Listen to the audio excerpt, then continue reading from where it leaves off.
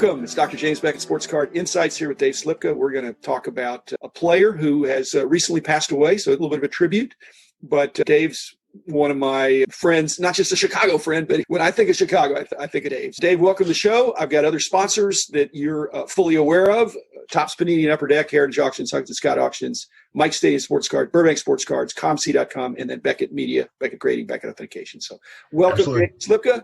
Great to be here again. Thanks, Jim. Chicago, Gale Sayers probably was before your time in the sense of his career was so brief anyway. But what's the Chicago lore about Sayers? I'm sure he was loved. Absolutely. His career ended just a couple of years before my sports consciousness and collecting began.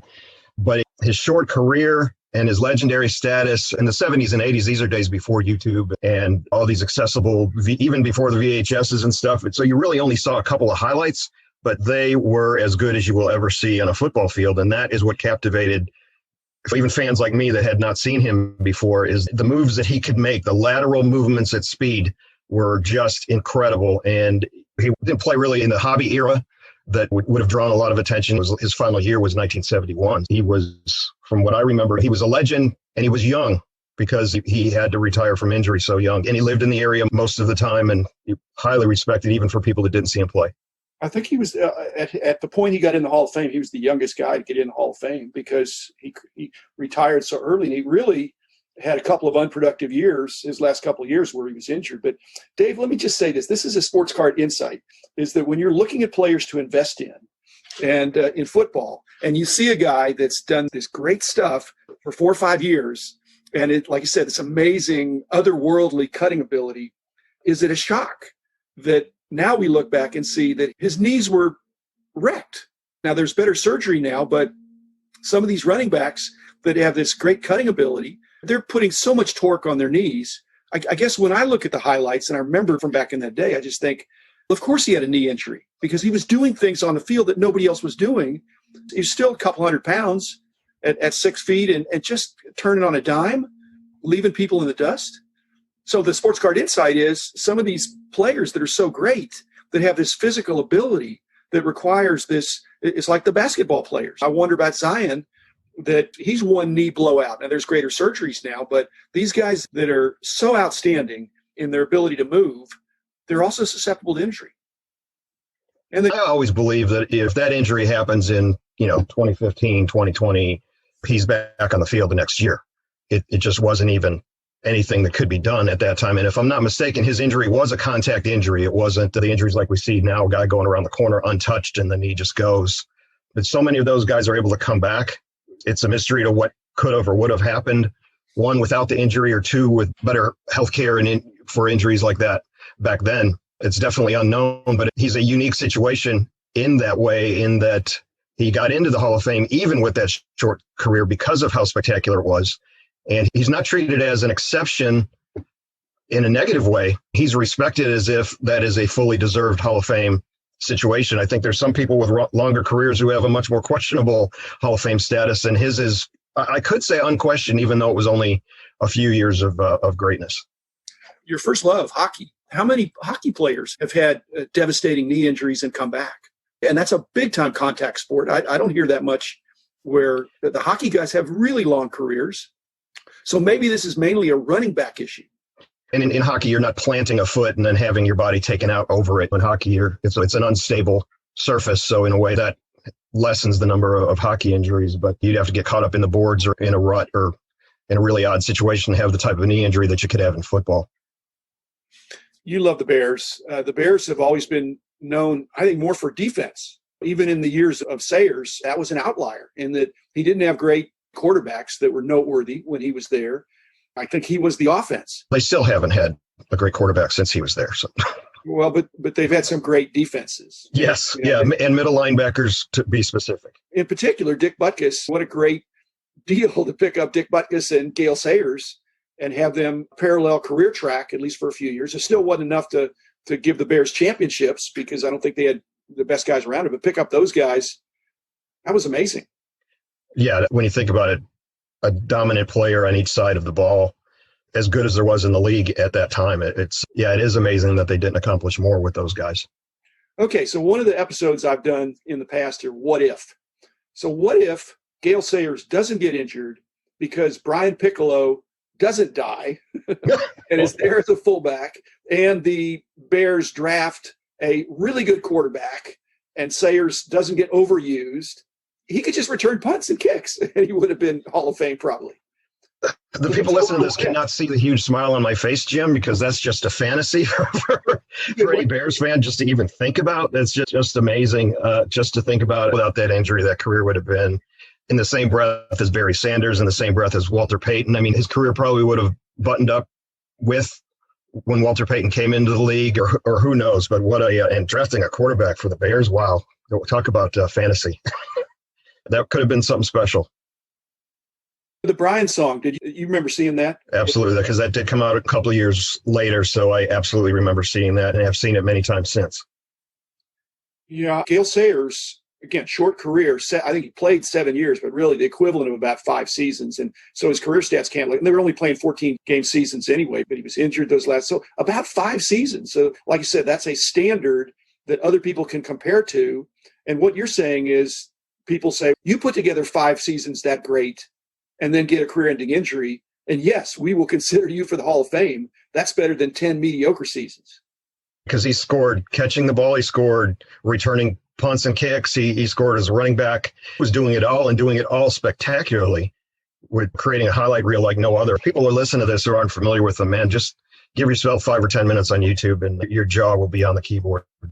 And I think, I can't say it's an advantage to play in a muddy field or on actual turf. I guess you're going to slip and slide. At least you know where you're going if you're the running back. But to be able to turn so quickly and change direction is because your foot gives a little bit on the turf, on the actual grass and the mud.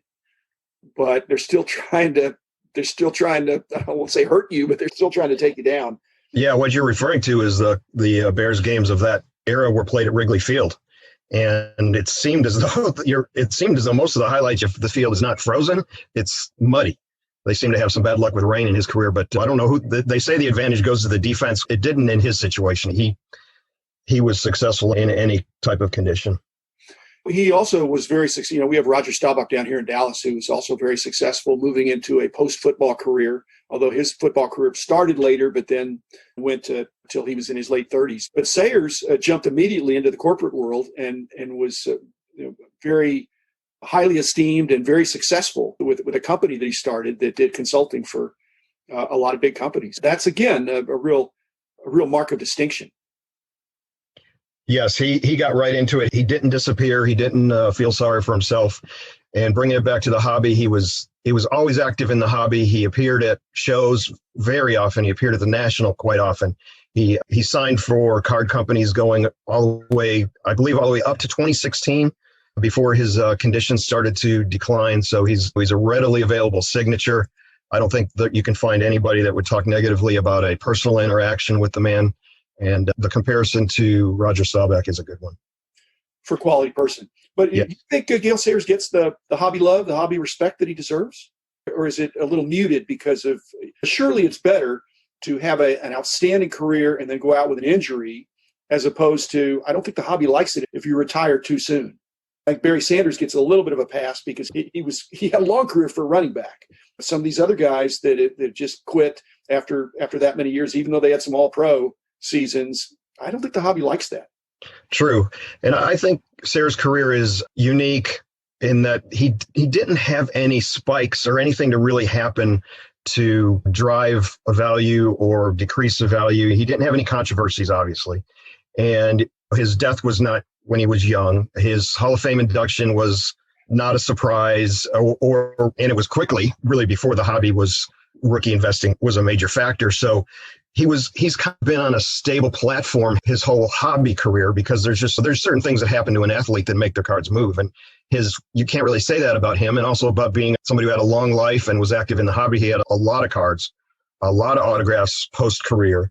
It was not what you'd call a difficult autograph. And if you look at some of his prices and autographs and contrast that against the prices, the quantities that he has, there's no shortage, but they do still bring good money. Now, when it comes to his rookie, his 1966 Philadelphia rookie, his PSA 8, which is pretty much as almost as high as you're going to get. Those go for around $3,000. Now is that getting the Hobby Love for a 1966 card? I'm thinking that's probably still a value. Now, if you have an 8.5 or a 9, which is, virtually impossible, there's only a few of those.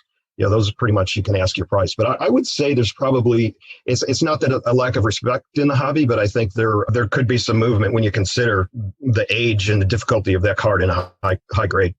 Well, I just remember back doing the price guides back in the day, and I don't know how involved you were with football as opposed to hockey and some others, but basically he's in lockstep in so many of the sets with Butkus.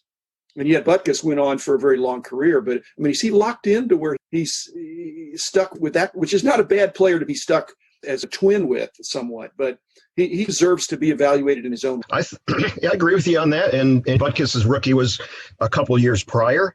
And really, I think that says more about Butkus than it does about Sayers, because Butkus being a defensive player, you typically don't see the high values like that. And so I think that's really a quality nod to Butkus rather than being a negative to Sayers.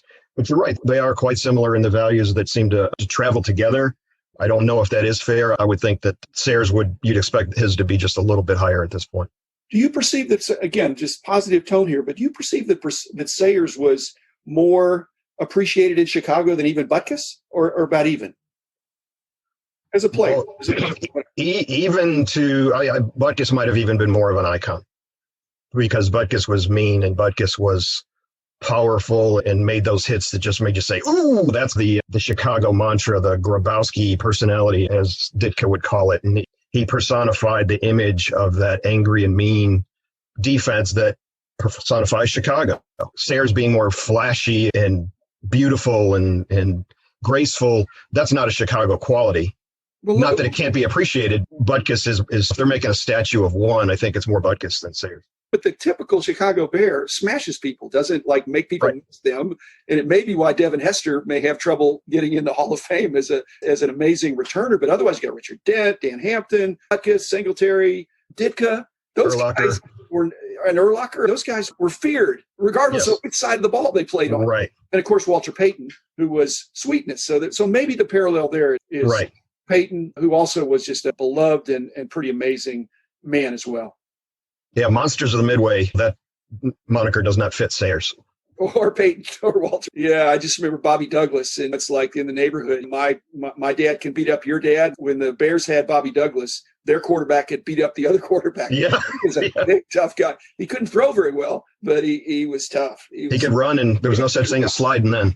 He was Tim Tebow before there was a Tim Tebow with, I think, bad throwing mechanics. But I got to say that if you're in the NFL, then my hat's off to you. It's a tough game. Thanks, Dave Sliepka. Thanks for taking us back to Chicago for the glory days and even before with Gale Sayers, who's passed away now at the age of 77 or 78 and really a quality guy. So as Dave said, we just recommend that you Google it, or there may be biographies. There's certainly Wikipedia and other ways where you can dig a little deeper on a guy that's was pretty amazing. And just to think about what would have happened if he would have stayed healthy for 10 or 12, 15 years, he'd have every record. So thanks, everybody. Be back again tomorrow with another episode